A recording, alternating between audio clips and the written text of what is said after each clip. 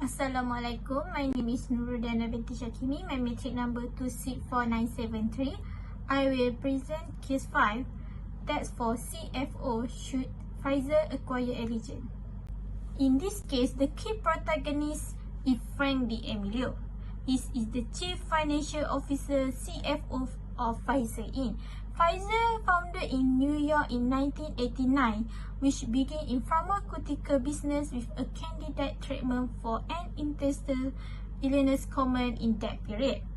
Although Pfizer became a Fortune 100 company with over 78,000 employees, almost 50 billion in annual revenue and a footprint in over 100 countries, the company still needed a growth. This is because the Pfizer's revenue has declined over the last 3 years, 2012, 2013 and 2014. The stock price has been relatively flat and the investors are growing restless. Hence, D'Amelio needed a deal that would improve the company's financial position and competitive position among the other global pharmaceutical business. Allergan's headquartered in New Jersey, but the tax residency in Ireland, which provide the opportunity to the Pfizer in lowering their worldwide tax rate.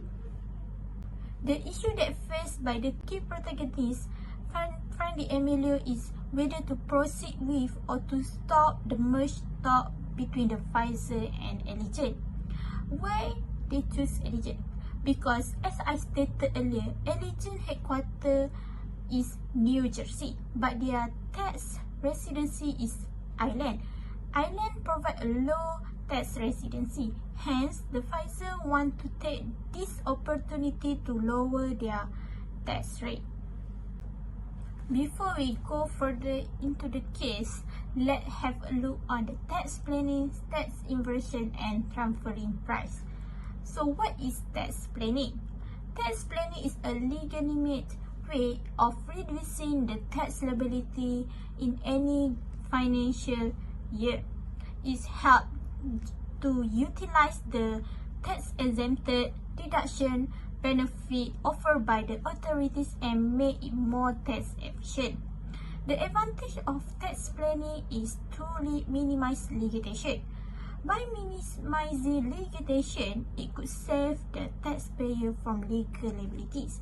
The second one is to reduce tax liability by arranging the investment within the various benefits offered under the income tax. The third one is to ensure the economic stability. Effective tax rate planning and management provide a healthy inflow of white money that result in the sound progress of the economy. The last one is to leverage productivity. One of the core tax planning objectives is to channelize funds from the taxable sources to the different income generating plans. This ensures the optimal utilization of funds to productive costs. Next is the tax inversion. Tax inversion is a process by which company primarily based in the US relocate operating overseas to reduce their income tax burden.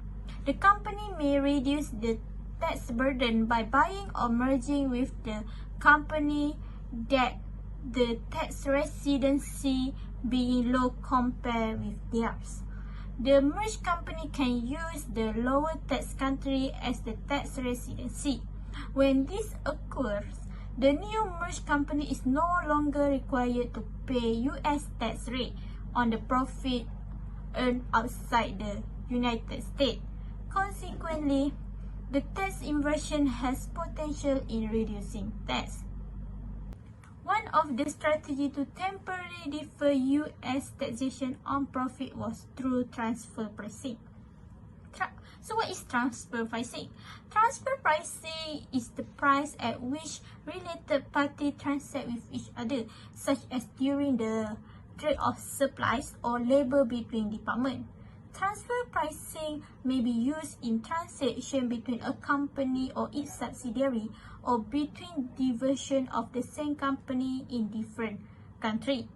The company need to have correct documentation to support the transferring price transaction when signing the tax return. If the company don't have the correct documentation, they may face the risks such as large tax liability, interest charge for the early year, penalty, and the reputation damage. In this case, the analysis that I use is cost and benefit analysis. Cost-benefit analysis is the process used to measure the benefit of a decision or taking action minus the cost associated with the taking action.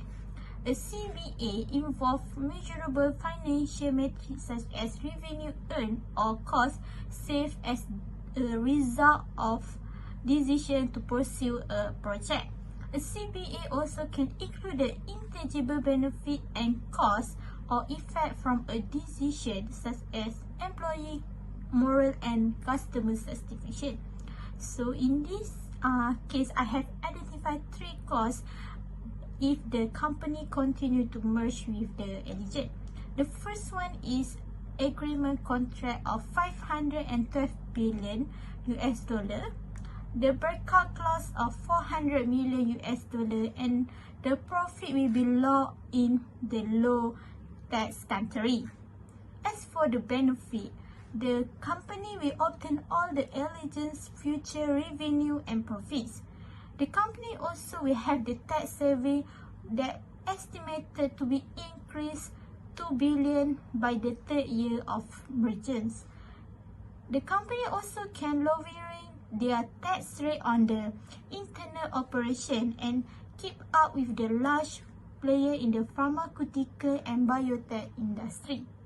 There are 2 alternative solutions. The first one is proceed the merge between the PFizer and Allergan.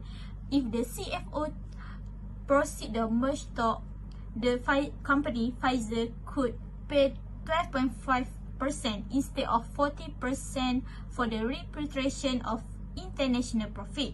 The company also could keep up with the large player in the pharmaceutical and biotech industry. The company also will obtain the combined revenues and profit for the merged company, which expected to total 68 billion US dollar and 21 billion US dollar. However, the company PFizer will be fine with the breakout clause of the agreement. As for the second solution, which is stop the merge between the PFizer and Allergan. If the CFO choose this alternative, the company could avoid the breakup clause if the company want to deal off the agreement later. However, the company could not obtain the tax saving, and they also could not reduce the cost to repatriate the income from the overseas. Hence, the recommended solution is to proceed the merge between the PFizer and Allergan. Based on the analysis, PFizer could obtain more benefit through the merge with the Allergan. One of the theory that can be used to explain why the firm engaged in the merge and acquisition is the synergy theory. Argenti defines synergy as the concept of combination of 2 or more different businesses, activity or process that will create an overall value that is greater than the sum of individual parts. The synergy could only be realized by combining the operational and financial resources of both firms. The advantage of synergy of merge and acquisition is increased market penetration. The combination of 2 companies will create a corporate powerhouse that will dominate the marketplace, easily displacing lesser brand and competitor. So, if the PFizer proceed the merge between the Allergan, the company could increase their market penetration. However, this decision could expose the company to the regulatory risks. The company needed to finalize the merge before the US regulatory announced changes and finalize their new policy. This is because Pfizer legal teams was confident that the announced changes would not affect the proposed merge with the Allergan. That's all from me. Thank you.